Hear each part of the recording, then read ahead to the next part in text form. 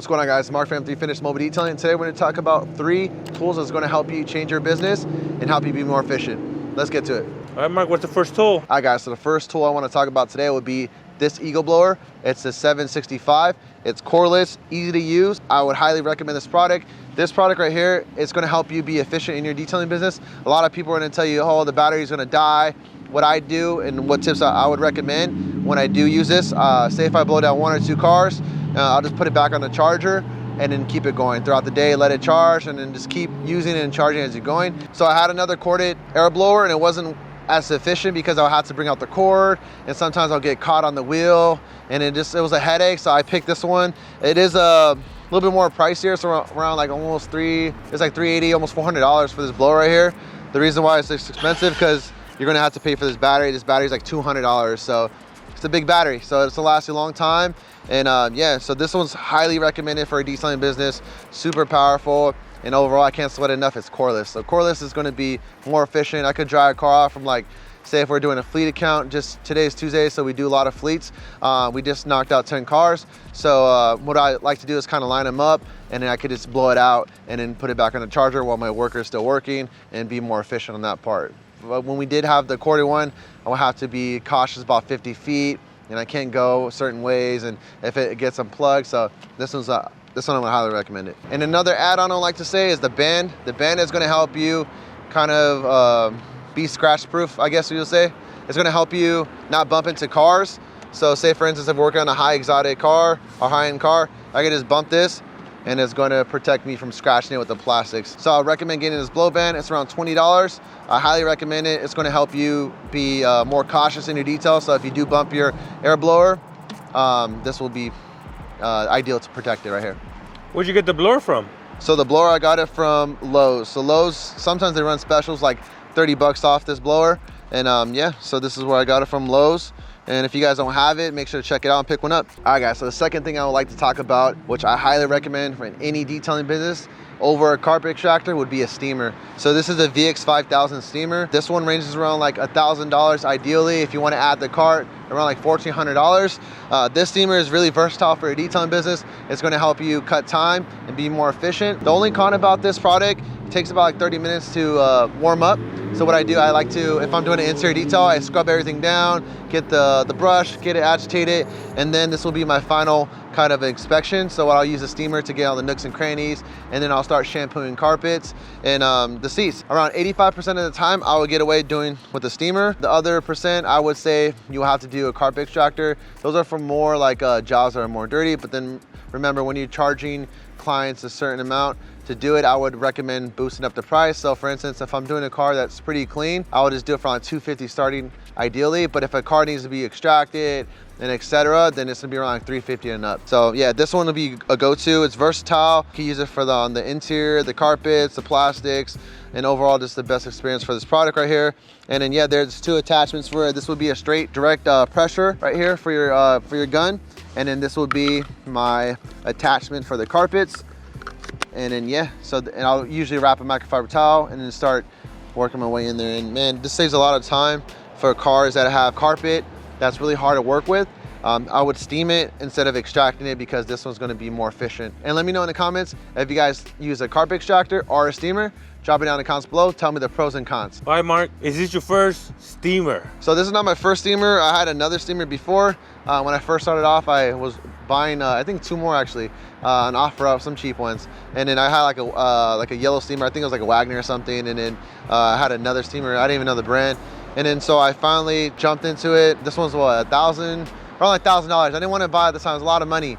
And I was like, I don't know if I should buy it. I'm gonna buy it. Should I get an extractor? But this one's, I would say, more versatile than the extractor. The extractor just can only extract from the carpets or fabrics, where this could do multiple things. So if you're starting off in your detailing business, I would recommend the steamer over the extractor. And Mark, how long have you had this steamer? So I had the steamer right now for 3 years. So this has been with me. I did like, what, at least 100+ jobs with this steamer. And overall, I haven't had any issues with it. I just got a service for the plug, and I think, yeah, just a plug, and I had to send it back over there, and then the guy fixed it and sent it back. So yeah, overall the customer experience is really well for the VX5000. A lot of people are gonna ask, like, why didn't you go with the Vapor Chief? For me, this one has a bigger unit inside, so it holds more water and more steam. The only con about this one is not refillable. The other one from Vapor Chief is, so that's the only con. But the good thing about this one, the reason why I picked it up, because it has like a little attachment. I would say it has like a mini pressure washer inside of it, so that's good to get on the nooks and crannies that are in the carpets between like the armrests. I would kind of like spray some carpet cleaner and hit it with that setting, get all those stains out. So the third thing would be beneficial for your business or tool I would recommend would be the Tornador Mini. So this is a Tornador Mini right here. There's this one setting. You just spray this right here and it goes in a circle. That's why they call it Tornador. It's because it looks like a tornado. So this one, when I use it for my maintenance clients or my details, what I like to do is blow this right here to get all the nooks and crannies, get everything out the way, blow the seats, blow the carpet, take out the floor mats, blow it out. It cuts down on vacuuming time and it just loosens up the debris. And that's gonna help you be more efficient when you're vacuuming. And also you can use it for, what I like to do is clean it out. And then say if I'm doing a paint correction, I'm gonna blow my pads out and it's gonna get all that old compound dust. And then after you just basically cleaning your pad, it's just basically resetting it. So this is a good tool. I would recommend this product. It's not that expensive. I think it's around like $20 ideally for this product right here. And then yeah, I have my air compressor connected to there, but this tool, I highly recommend it if you wanna cut down on time for vacuuming or just also polishing. This is the tool I would recommend. Now, you need an air compressor. Right. What kind do you have? So I have a 10-gallon California air compressor.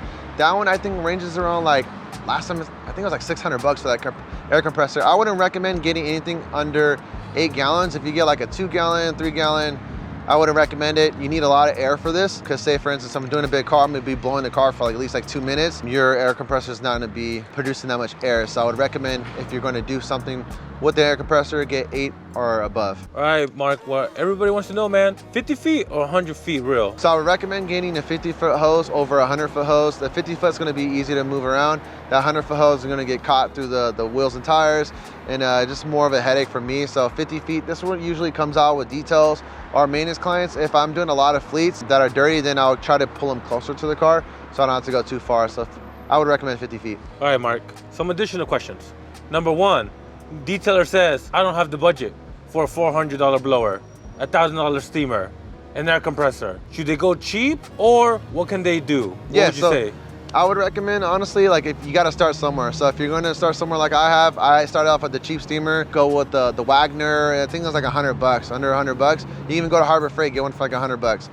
Start out small, see if you do like it. If you do like it and you're finding yourself using it more frequently, then bump yourself up little by little. You don't want to dig yourself in a hole. Like we see a lot of like detailers in the industry that, you know, they first start off, they just buy a nice setup, and then after the next summer you don't see them again just because it wasn't for them. Yeah, just keep that in mind. Like the blower, a lot of people do blowers or towels. I would recommend keeping both, but something that's to be more efficient, I would say the blower all day. If you don't have the budget for the blower, I would recommend just getting a microfiber towel, a drying towel. That's going to help you be more, I guess, efficient. Also, it's going to cut down the cost for your details, and then eventually later down the line, if you feel like you need a blower, just get it. But if you don't think you need a blower, then don't get it. You know, you can always get like a little mini blower. This is what I prefer in my preference. A lot of stuff works different for a lot of people, so these are what I like to do. So I don't know, it's drop it down in the comments below if you guys use a blower or microfiber towel. Drop it down below. And in the steamer, like I said, like going back to the steamer, I started off with a cheap steamer, then work my way up to the most expensive steamer,